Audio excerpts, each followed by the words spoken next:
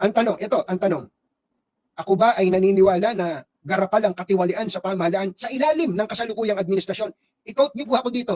Ako ay naniniwala na garapal ang katiwalian sa pamahalaan sa ilalim ni Pangulong Bongbong Marcos ngayon. Sasabihin ko po sa inyo yan. Garapal.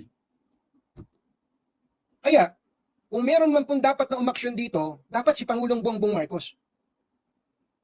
Si Pangulong Bongbong Marcos should act immediately. Ngayon na. Dapat magsalita si Pangulong Bongbong Marcos tungkol sa mga porsyento ng mga congressman pati ng mga senador sa mga government projects. Pagka hindi nagsalita si Pangulong Bongbong Marcos Jr. dito, gusto kong sabihin, kinukonsinti niya ang katiwalian sa pamahalaan. Pero ngayon po, garapal po ang katiwalian sa pamahalaan.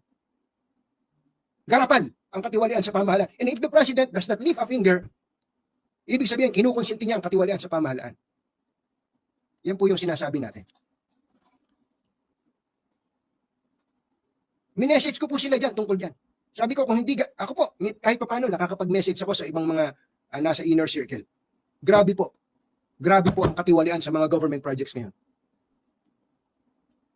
I-quote niyo po ako dyan, kung gusto niyo i-quote ako. Sa totoo po, ito hamon sa Pangulo. Hamon sa Pangulo, dapat gawin niya sa pang diretsahan. Tantanan niyo na yung pagbili-bili ng mga projects. Panahon pa ni, well, alam ni Pangulong Duterte to, panahon pa niya. Yung mga kongresista, binibenta niyo yung mga projects. At nagpatuloy ito ngayon. Pagka hindi po nilubayan yan, ito pong mga bili-bili ng project na yan, maniwala kayo, we are going to the dogs.